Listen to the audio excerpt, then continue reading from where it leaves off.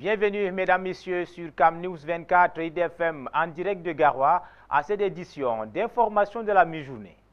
Entrepreneuriat féminin et participation des femmes du septentrion au développement socio-économique, le débat est au centre du forum de haut niveau à Bertois.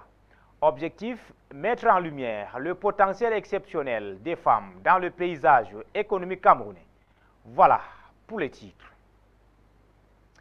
Bienvenue sur Cam News 24, mesdames, messieurs. La salle de conférence du Centre de promotion de la femme et de la famille de Bertois a servi de cadre idéal pour le forum de haut niveau sur les femmes entrepreneurs du septentrion visant à mettre en lumière le potentiel exceptionnel des femmes dans le paysage économique camerounais. Cet événement a rassemblé des leaders et des innovatrices qui partagent leur expérience et leur stratégie pour accompagner les femmes dans l'entrepreneuriat. Boubacar Adam.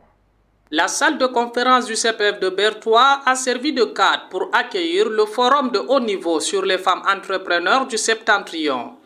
Ce forum rassemble des femmes leaders, des entrepreneurs et des acteurs du développement pour partager leur expérience et leurs défis. L'objectif est de créer un réseau solide qui favorisera l'accès aux ressources et aux opportunités pour les femmes dans le secteur entrepreneurial. Les communautés pacifiques dans la région de l'Est et de la Damawa. Et c'est financé par l'agent coréen de coopération internationale. Des panels animés par des experts abordent des thèmes essentiels tels que l'accès au financement, la formation professionnelle et l'importance de l'entrepreneuriat féminin dans le développement durable. Ces discussions visent à sensibiliser et à inspirer les participantes. Les témoignages d'entrepreneuses locales mettent en lumière les réussites et les obstacles rencontrés. Parmi elles, Marie-Louise, fondatrice d'une entreprise de production artisanale, partage son parcours inspirant. Chaque défi surmonté est une victoire qui nous rapproche de nos rêves. Le forum propose également des ateliers pratiques où des participants peuvent acquérir des compétences concrètes en gestion d'entreprise, marketing digital et leadership. Ces outils sont essentiels pour renforcer leur autonomie et leur confiance. Pour couronner cet événement, un prix sera décerné aux entrepreneuses les plus innovantes. Cette reconnaissance vise à encourager davantage de femmes à se lancer dans l'entrepreneuriat et à faire entendre leur voix. Vous donnez un résultat avec lequel vous allez courir avec pour réaliser quelque chose. Vous rentrez dans une nouvelle dynamique ou est-ce que vous rentrez dans des groupes parce qu'il y a d'autres personnes aussi qui sont passées par le même schéma. C'est des gens qui n'avaient rien commencé et qui maintenant font beaucoup de choses. Mais c'est incroyable ce qui se passe. Donc c'est à vous de décider que ce changement-là va arriver chez vous. Ce forum de haut niveau sur les femmes entrepreneurs du septentrion est une étape importante vers l'émancipation économique des femmes au Cameroun. Le ministre de la Jeunesse et de l'Éducation civique, Mounouna Foutsou, a procédé au lancement de la caravane nationale pour la promotion des initiatives et opportunités en faveur de la jeunesse le 21 février 2025 à Douala. Cette campagne était couplée à la remise des appuis aux jeunes bénéficiaires du plan triennal et spécial Jeunes 2025 dans la région du littoral. Plus de précisions avec Zobel Apollinaire. C'est plus d'une centaine de jeunes bénéficiaires du plan triennal spécial Jeunes 2025 dans la région du littoral qui ont reçu des appuis considérables du ministre Mounouna Foutsou, lesquels leur permettront d'être désormais de véritables acteurs du développement économique dans les secteurs de l'agriculture, de l'économie numérique, de l'innovation technologique, de l'industrie et même de l'artisanat. Toutes les voies d'accès sont ouvertes pour la bonne information de la jeunesse, la bonne information de l'opinion publique et pour que rien ne soit caché. Et que s'il y a des critiques sur ces initiatives, qu'elles soient constructives et soutenues par des faits concrets. C'est la raison pour laquelle, en marge donc de cette caravane, nous remettons ces appuis qui ne sont pas de fiction. Ces appuis, d'une valeur de plus de 100 millions de francs CFA, est une preuve des énormes sacrifices que consent le gouvernement camerounais pour le bien-être de sa jeunesse.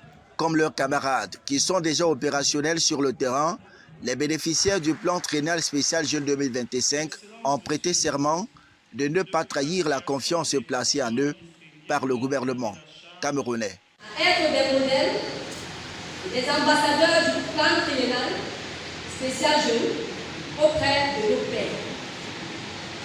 Nous engageons à promouvoir les valeurs morales, civiques et entrepreneuriales au sein de la jeunesse camerounaise pour une meilleure contribution au développement du Cameroun. Notons que le plan triennal spécial jeunes a été prescrit par le président de la République, son Excellence Paul Biya, le 10 février 2016 à l'occasion de la célébration du cinquantenaire de la fête de la jeunesse. Il constitue un cadre stratégique global de court terme autour des programmes gouvernementaux et non gouvernementaux dédiés à l'encadrement et à l'accompagnement des jeunes pour améliorer leur intégration à la société proactive et à leur contribution à la croissance nationale inclusive. Les jeunes bénéficiaires sont des porteurs de projets ou d'idées de projets. La remise solennelle de ces appuis a été précédée par le lancement de la caravane nationale de présentation des initiatives et des opportunités gouvernementales en faveur de la jeunesse. Cette caravane que nous avons lancée aujourd'hui devrait sillonner les autres régions et même la diaspora pour que toutes ces opportunités qu'offre le gouvernement sous la très haute impulsion du chef de l'État soient connues des jeunes d'abord et du public ensuite. Parce que malheureusement, ces derniers temps, il a été constaté une désinformation et mésinformation de l'opinion publique et des jeunes en particulier au point de semer le doute dans les esprits de quelques-uns. Et donc, il était important que le gouvernement déploie cette caravane qui était déjà inscrite dans la feuille de route du ministère de la Jeunesse et de l'Éducation civique pour présenter toutes les initiatives et opportunités gouvernementales, pas seulement du ministère, mais de tous les autres départements ministériels. Toutes ces initiatives gouvernementales, parfois vainement recherchées par les jeunes, sont consignées dans plusieurs documents et même en ligne. Les jeunes Camerounais en quête d'opportunités peuvent également les retrouver dans l'ouvrage que vient de commettre le ministre de la Jeunesse, Mounouna Foutsou, et intitulé Paul Biya et la jeunesse camerounaise, hier, aujourd'hui et demain, décryptage homothétique du quaranténat d'une politique pionnière intemporelle en faveur de la jeunesse. Ouvrage dédicacé le 19 février 2025 à Douala. Parlons de l'apiculture dans cette édition d'information. La région de l'Adamawa au Cameroun se distingue par sa production exceptionnelle de miel, représentant plus de 70% de la production nationale.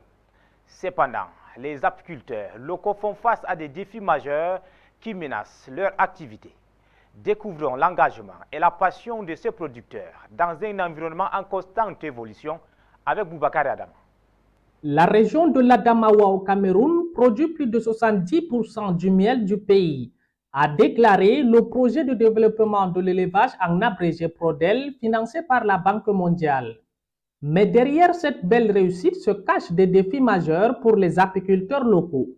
Malgré leur position et leur dévouement, les producteurs de miel de l'Adamawa font face à des menaces sérieuses. Les preneurs d'otages rendent le travail en brousse risqué, poussant certains à abandonner leurs ruches. Le manque d'infrastructures adaptées est un autre obstacle.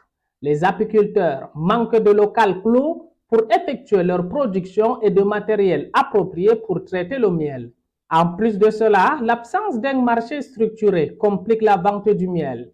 Les prix varient considérablement, rendant difficile une rémunération juste pour les producteurs. Alors que l'Adamawa se positionne comme leader dans la production de miel, le miel blanc d'Oku provenant de la région du Nord-Ouest reste le produit le plus célèbre et recherché sur le marché. Ce miel a récemment été labellisé, entraînant une hausse spectaculaire des prix sur les marchés nationaux et internationaux. Le ministre de l'Agriculture, Gabriel Mbairobe, a déclaré dans une récente annonce dans les activités agricoles du Cameroun en 2022 que la production du miel du pays a atteint 7800 tonnes, en hausse de 12% en glissement annuel. Malgré ces défis, les apiculteurs de l'Adamawa continuent d'innover et de se battre pour faire briller leur miel au Cameroun et au-delà. Leur détermination est un exemple inspirant pour tous. Parlons à présent des tournants historiques qui se dessinent avec l'intronisation des femmes dans les chefferies traditionnelles dans le septentrion Cameroun. Cet événement marquant témoigne d'une évolution des mentalités et d'un engagement vers l'égalité des sexes. Ces nouvelles figures féminines ouvrent la voie à une participation accrue des femmes dans la vie communautaire. Boubacar Adama. Dans le Grand Nord Cameroun, là où les traditions se mêlent à l'évolution, nous célébrons une avancée significative, l'intronisation des femmes dans les instances notables des chefferies traditionnelles. Au cœur de la ville de Ngaoundéry, la première femme notable a été intronisée avec grande solennité dans la région de l'Adamawa.